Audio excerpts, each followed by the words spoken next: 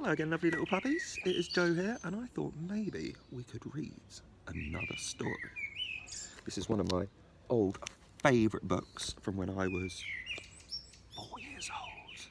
And my mummy and daddy used to read these ones to me all the time, so I thought maybe I could read a couple to you. And I thought that maybe we should start with one called Dragon Train. Is everybody sitting comfortably and ready for a wonderful story? Let's go! Dragon Train. Once there was a town called Wiblington. Next to this town was a huge mountain, and on this mountain lived a friendly dragon called Frazzlenose, who loved steam trains. It might have been because they puffed out smoke rather like he did, or because they carried lots of his favourite food, coal. Blech. But dragons like it. The fact remains that he was never happier than when he was flying along next to a train, especially the Wiblington Express. Choo choo. The trouble was, the people on the train didn't know that Frazzlenose was a kind dragon. Every time he appeared, they screamed, "Oh, it's a dragon! Quick, hide! He'll sizzle us to a crisp with his fire breath!"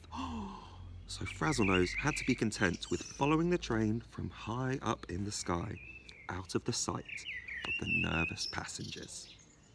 Wiblington was in a large country governed by a large queen called Good Queen Daisy.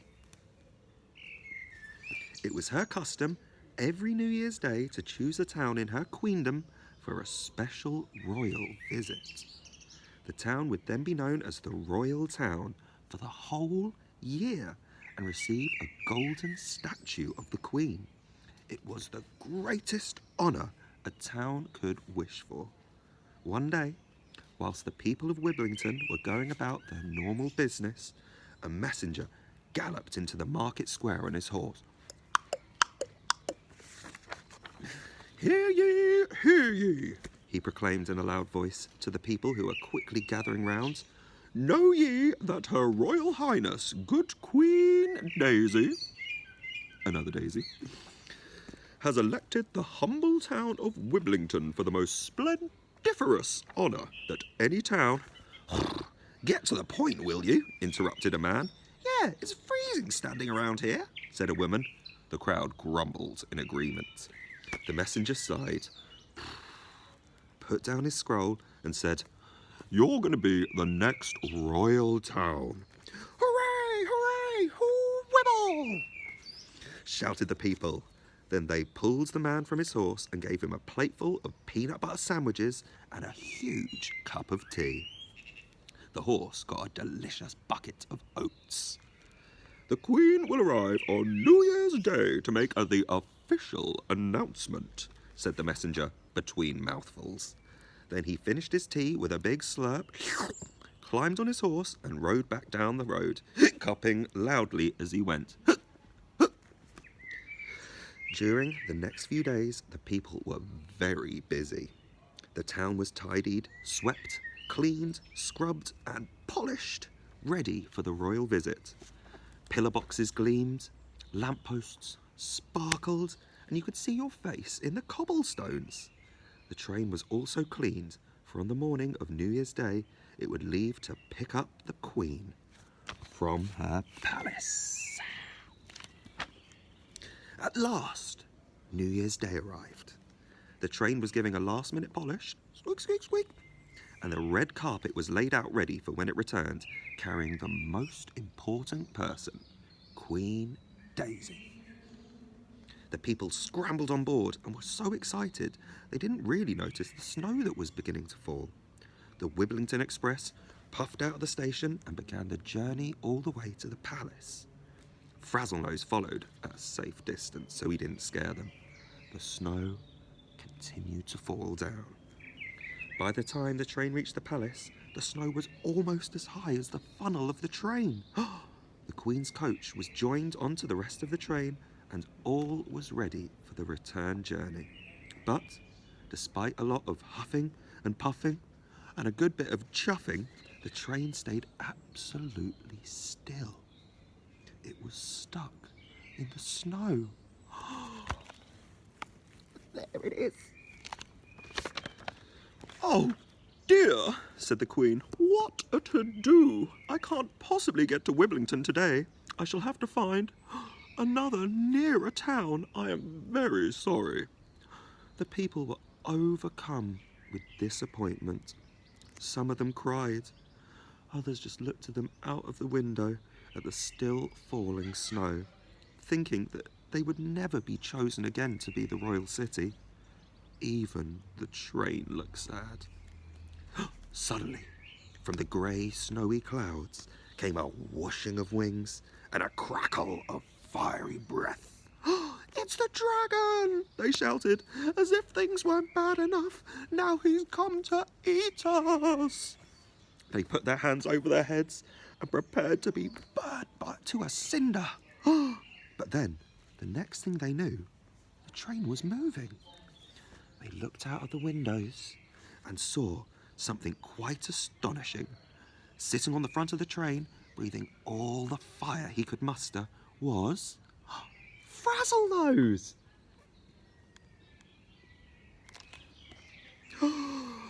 As he breathed, the snow on the railway tracks melted and the train was slowly able to head for home. The people cheered with all their voices. 3 cheers for... Wait, what's the dragon's name? My name's Frazzlenose, shouted Frazzlenose between hot snorts of fire. 3 cheers for Frazzlenose! Hip hip, hoo whittle! They chorused. Even the Queen joined in. The train got back to Wiblington and the celebrations began. Good Queen Daisy, oop, and there's another Daisy, made a speech. They ate the biggest banquet that the town had ever seen. And who do you think was the guest of honour? Frazzlenose, of course, the good dragon. He sat at the Queen's table wearing the train driver's hat and crunching away at his plate of coal. Ugh, but it's his favourite food. After that, Frazzlenose was allowed to travel on the train whenever he wanted to. He was even allowed into the front, provided that he promised not to eat all the coal. He was very useful when the engine needed an extra blast of fire on the really steep hills. When the golden statue arrived from the Queen, on it were written the words, "To the royal town of Wiblington and its dragon train." And they all lived happily ever after. I love that story because it shows that even though sometimes things look a bit scary, there might not always be. You need to find out for yourself. Now, I think we might have time for one more story. And I've got another one of my favourites here as well. Some of you might know this one because it is a bit of a classic fairy tale. It's about a princess and a special type of vegetable. The Princess and the Pea. Yum, yum, yum. Long ago, there was a land where the mountains were capped with snow, the pastures were rich and green, and the people were very happy. In this land, there lived a prince who was so handsome, so friendly, and so kind that every girl in the land fell in love with him. But the prince was so fussy that he only wanted to marry a princess, a real princess. He travelled far and wide looking for his ideal princess, but there was always something wrong. Either they were too tall or too short, or they were too grumpy and never smiled. After many months of searching, the prince came home and said to the king and queen, "It's no good. I can't find a princess I like enough to marry. I shall have to live alone for the rest of my days." Poor prince. A week later, the royal palace was in the grip of a ferocious snow blizzard. Snow beat against the windows and whistled into every crack it could find. In the middle of the night, there came a timid knock at the door. The king got out of bed. Who can that be on a night like this? He asked. He went downstairs and shuffled across the hall. Yawning, he opened the door a little, and in the light that spilled out into the night, he saw a girl.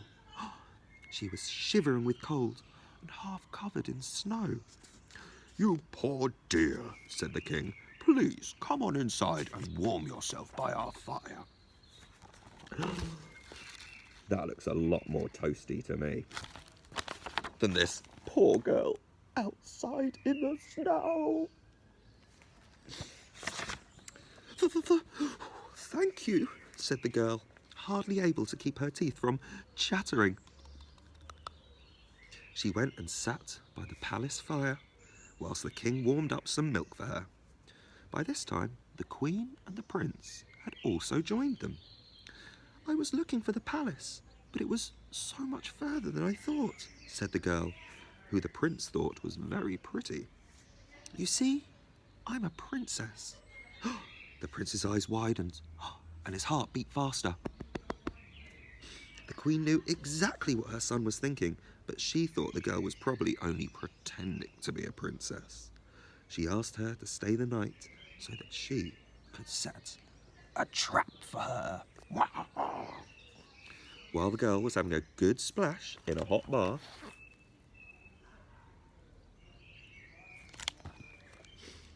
the queen went to prepare her bedroom for the night. First, she placed a tiny little dried pea under the mattress of the bed. She then sent 2 maids to all the other bedrooms in the palace to find extra mattresses. Altogether, they collected 10 and 10, 20 of each. They piled them up on top of each other, all of the mattresses, until they almost reached the ceiling. That is a very tall bed. When the girl was ready for bed, she had to climb a long ladder to get into it. Nighty-night, said the queen. Then she added in a low voice, in the morning we shall know whether or not you are a real princess. Next morning at breakfast, the queen asked the girl if she had slept well. You have been very kind to me, she replied, a little uneasily, and I don't want to sound ungrateful. I couldn't sleep a wink because I could feel something small in my bed. Seeing the king, the queen, and the prince smiling broadly at each other, the girl added crossly, Well, I don't know why you're all so happy. I'm as bruised as an old apple now. We're smiling because in order to feel something as small as a pea through all of those soft layers of mattresses, you must be a real princess, said the prince. Will you marry me? The girl's frown turned into a huge grin, and she threw herself into the prince's arms.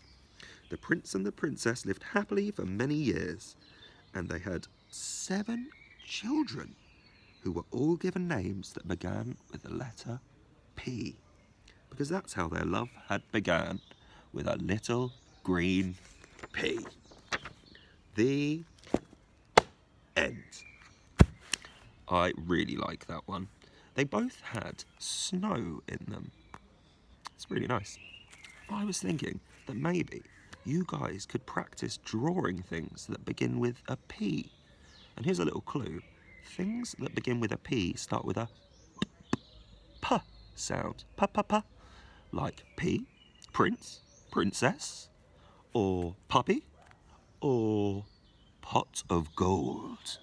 There's loads of things, and I'm sure you can think of some as well. And if you don't want to do it with the letter sounds, then maybe you could just practicing some things that are green, like grasshoppers, or peas, of course, or maybe some beautiful trees. Anyway, I know you guys are all brilliant at drawing, so maybe if you draw some lovely pictures, you can show them to me when we get back to our favourite place, Happy Days Nursery. I will speak to you all soon with some new wonderful stories. Maybe even from this one again, because I haven't read these in ages. Anyway, lovely to speak to you all again, and I'll see you soon. Bye!